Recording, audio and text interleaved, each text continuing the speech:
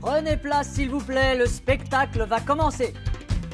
Bienvenue dans le sanctuaire des animaux. Cette journée va être un peu particulière. Je vais finir par me vexer parce qu'à chaque fois qu'il y a un cafard, une souris, une araignée, un suricate, un paresseux, c'est pour moi. Il arrive! C'est pour maintenant! Kumba. Moi, je fais le suricate et le narrateur. Mais le narrateur, en fait, il a une voix très grave. Deep in the heart of Africa. Tu vois, je peux même pas la faire avec ma voix. Dans la vie, je parle pas toujours comme ça. Bon, allez, ça suffit, les enfants. Là, on a gardé ma voix parce que déjà, à la base, j'ai une voix bizarre. Donc, j'ai pas eu besoin de la maquiller. Bon, le spectacle commence à 5 heures tapantes. Ah, le fameux clap. Bienvenue dans les coulisses de Kumba. Alors, Tarek, Eli, Christina. Yes, it's me. Yeah. Luigi. Wally. Franchement, moi, je trouve... Semoun, c'est un peu le patrimoine de l'humour. Voilà, c'est une Voilà. référence, nous on kiffe. Franchement, on est content, on est super content d'être avec lui. Bonjour. Ah, il y a un souci. Ce zèbre n'est pas zébré? Kumba, c'est l'histoire d'un zèbre qui naît à moitié zébré. Et donc, voilà, quand il naît à moitié zébré, il apporte un peu la malédiction dans son troupeau. Et comment ça s'appelle, un demi-zèbre? Zèbre? Zèbre. Ah! Il décide d'aller à la fontaine magique, faire le lac magique pour retrouver ses rayures. Et en chemin, il rencontre plein de personnages, tout simplement. Tarek, bravo. Bac plus 7, les amis. Merci. Hé, Tommy, je croyais que t'étais plus rapide que tous les mâles. Non, je suis juste plus maline. Yes, battu par une fille. Alors moi, je m'appelle Kumba. Je suis un zèbre dans le dessin animé. Et mon vrai prénom, c'est Luigi Lee.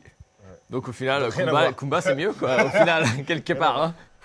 Je te croyais différent d'eux. T'essayes de me consoler, là? Non, Kumba, j'essaye seulement de... Bah arrête! Il m'est arrivé de prendre pas mal de gens du Jamel Comedy Club dans mes spectacles, en fait. Arrête! On a du respect les uns pour les autres.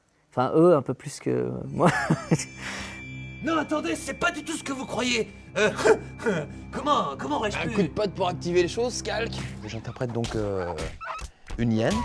C'est un peu un cow-boy, c'est le cow-boy, un peu un cow-boy hyène, le cow-boy de la jungle, qui en a vu de toutes les couleurs, mi-escroc, mi-voyou.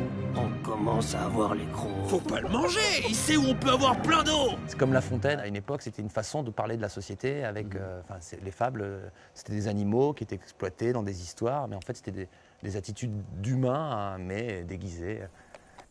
Les choses ont bien changé. Elles ont un peu trop changé.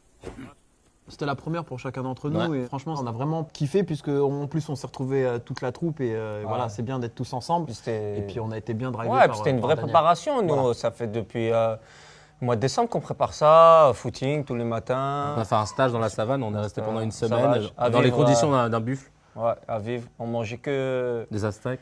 au buffalo grill. Je voulais juste te dire que j'avais pris tout le poids que j'ai actuellement juste pour le rôle. Sinon je suis comme ça, normalement. Pardon. C'est différent du one-man show, c'est différent du théâtre, c'est différent de la chanson. C'est un registre à part, mais que j'aime beaucoup. Ça, c'est parler. Et c'est exactement ce que je pense. Là, on n'a pas à se soucier de l'image. On fait tout passer par la voix, l'énergie, la tristesse, la joie. J'aime bien ça. Des intrus.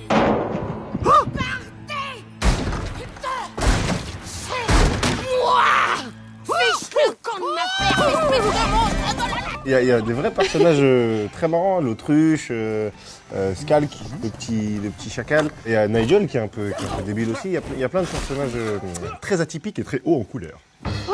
Ouais, voilà, j'ai tout donné. Qui même me suivre, liberté! Nos héros savent rebondir. Aucune créature ne peut traverser les montagnes du destin! Les montagnes du destin. Et honnêtement, il n'y aura pas de souci par rapport au public parce que justement, il y a énormément de familles qui viennent au Comedy Club. Donc du coup, je pense pas qu'ils vont être vraiment perdus. Tout en conservant l'authenticité de la bande originale, on a réussi à insuffler un petit truc à nous, quoi. Donc du coup, personne ne sera perdu. Regardez bien les loulous.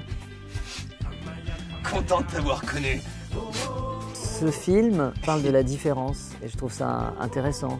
C'est un zèbre qui n'a pas toutes ses rayures. Donc il est vu différemment et puis à la fin du film, il va assumer cette différence. Et je crois que c'est un message qui est intéressant.